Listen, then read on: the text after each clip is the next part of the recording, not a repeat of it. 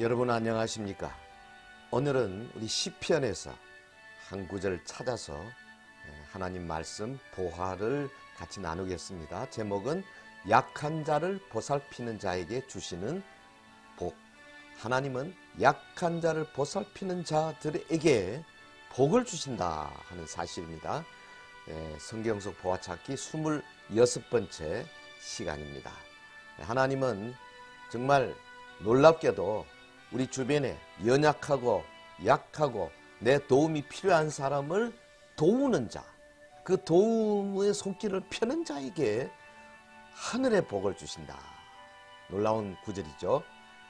하나님 말씀 시편 41편 1절에서 3절까지 보겠습니다. 가난한 자를 보살피는 자에게 복이 있으며 재앙의 날에 여호와께서 그를 건지시리로다. 여호와께서 그를 지키사 살게 하시리니 그가 이 세상에서 복을 받을 것이라. 주여 그를 그 원수들의 뜻에 맡기지 마소서. 여호와께서 그를 병상에서 붙드시고 그가 누워있을 때마다 그의 병을 고쳐주시나이다. 아멘. 하나님의 말씀입니다. 약한 자를 보살피는 자에게 주시는 복. 사실 이 이웃, 특별히 이 소외된 이웃을 돕고 섬기는 것은 우리 기독교의 본질이죠.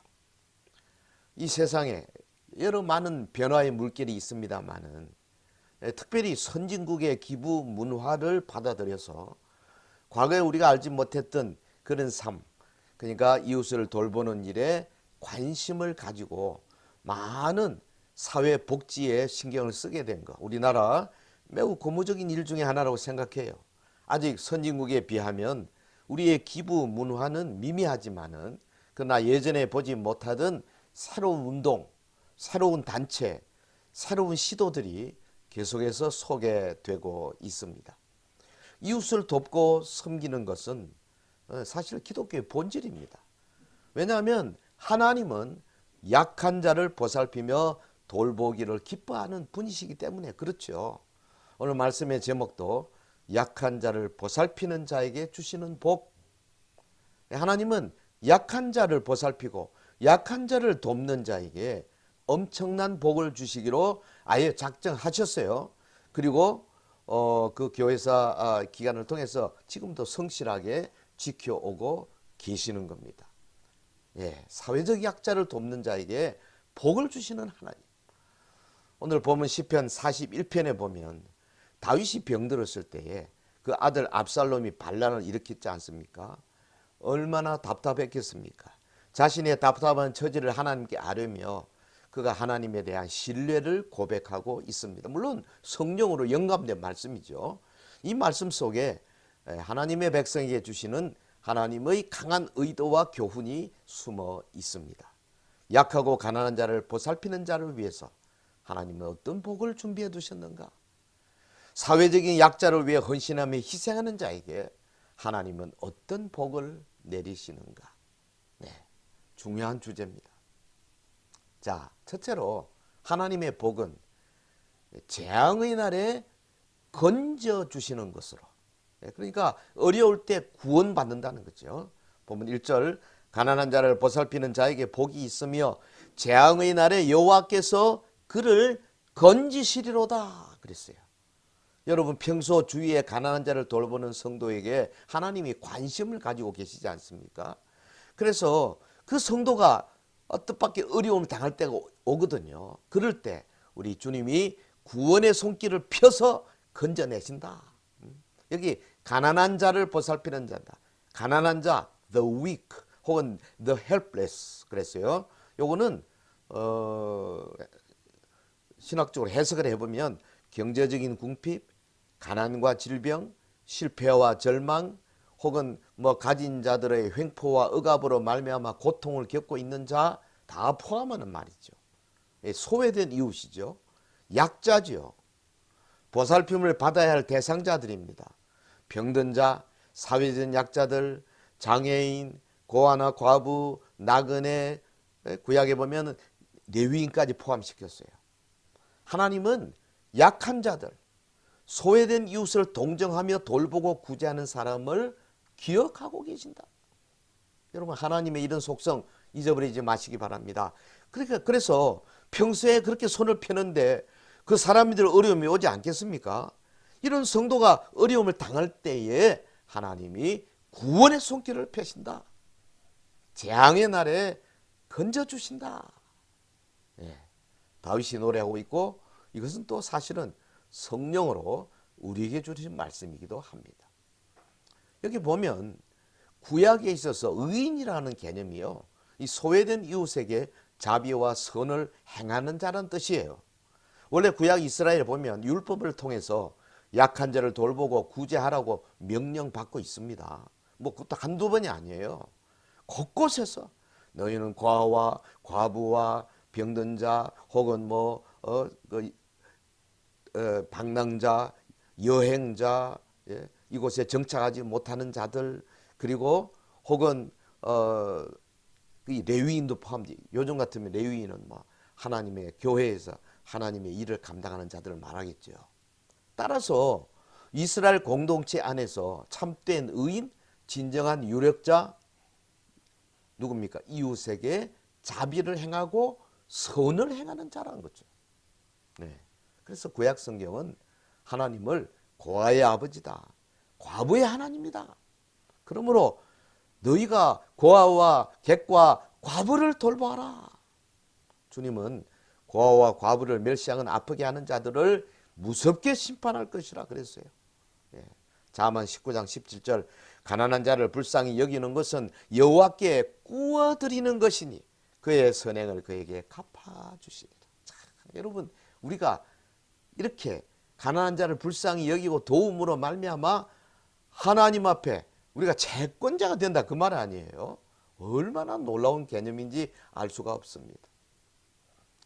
주위에 여러분들을, 어려운 분들을 향해서 여러분 어떤 관심을 갖고 계십니까? 그동안 주변에 소외된 이웃들에게 베풀었던 나의 선행이 어느 정도인가 한번 살펴보시기를 바랍니다.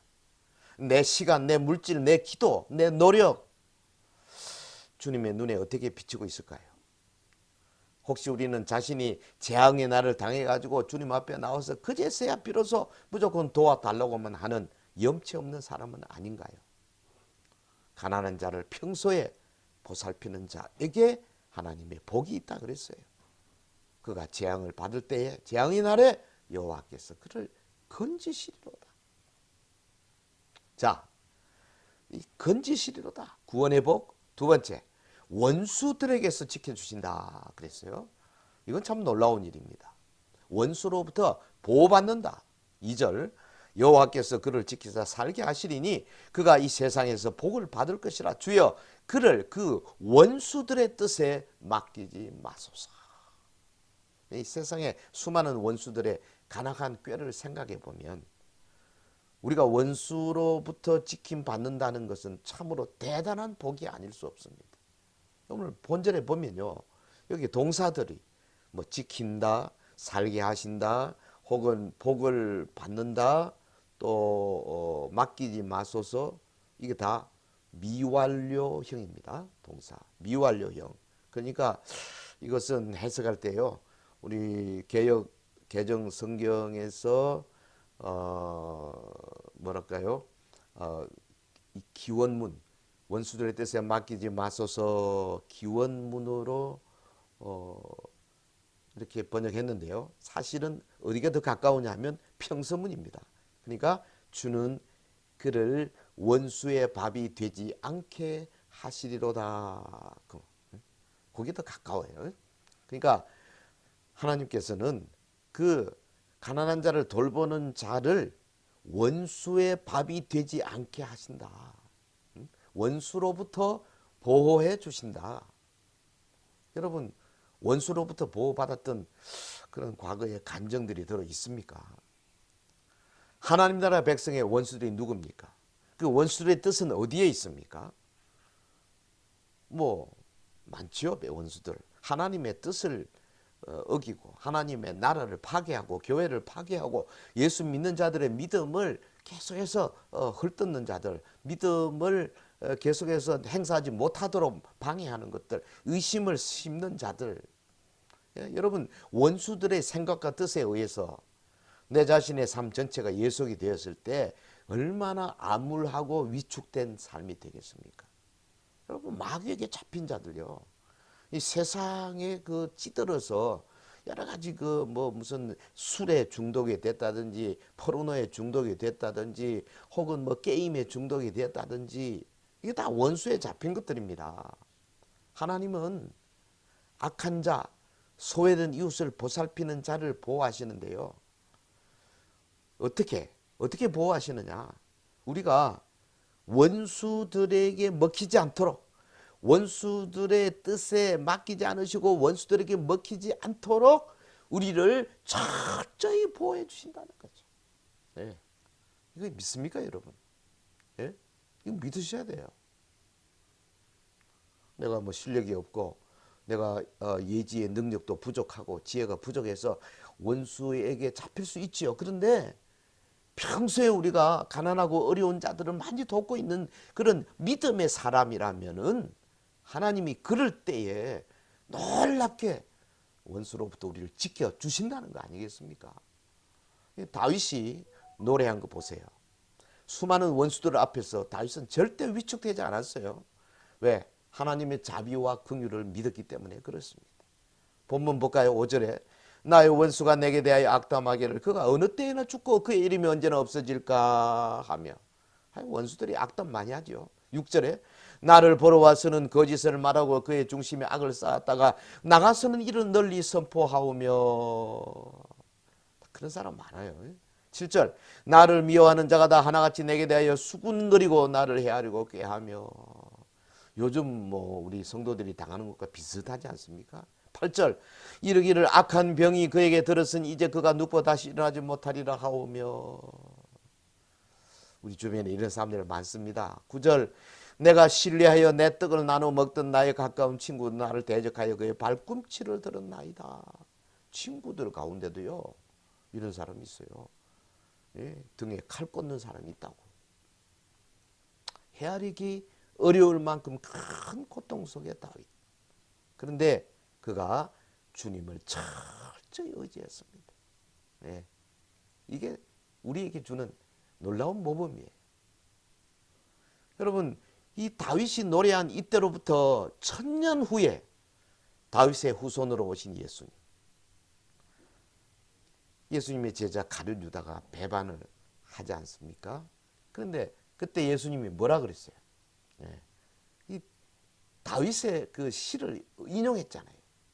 내 떡을 먹는 자가 내게 발꿈치를 들었다 한 성경을 응하게 하려는 것이라.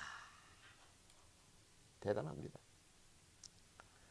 이 지금 본문에 보이는 원수 마귀의 실체입니다. 하나님과 성도의 진짜 원수는요 사람이 아니에요. 마귀입니다. 구약의 사탄, 요거 속이는 대적자는 뜻이고요. 마귀 헬라말로 디아볼로스 요건 속이는 자 뜻이 강하죠. 이 같은 놈이에요. 사탄, 마귀 같은 종들, 같은 11절에 내 원수가 나를 이기지 못하오니 주께서 나를 기뻐하시는 줄은 내가 알았나이다. 다윗은 하나님이 베푸실 구원과 승리를 확신하면서 자신을 향한 하나님의 사랑을 고백하고 있습니다. 이것이 성도가 주님께 가져야 할 믿음의 자세 아니겠습니까? 우리 성도의 진짜 원수는 마귀입니다. 마귀. 자, 구원의 복, 그리고 보호의 복, 세 번째 치유의 복입니다. 병을 고쳐주신다 그랬어요. 3절에 보면 여호와께서 그를 병상에서 붙드시고 그가 누워 있을 때마다 그의 병을 고쳐주시나이다.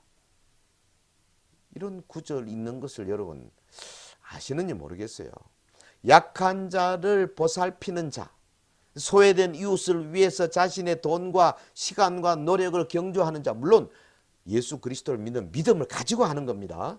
믿음을 가지고 소외된 이웃을 보살피는 자에게 주시는 하나님의 복, 그 중에 하나가 치유의 복이다 이거죠. 치유의 복. 여기 보면요, 병상에서 붙드시고 그랬는데 붙드시고 원기로 회복시켜 주신다는 뜻입니다. 그리고 누워 있을 때마다, 이거는 뭐 육체적 질병으로 누워 있을 수도 있지만은 그 질병, 또 고통, 슬픔 안고 누워있는 상태를 다 포함하는 거죠.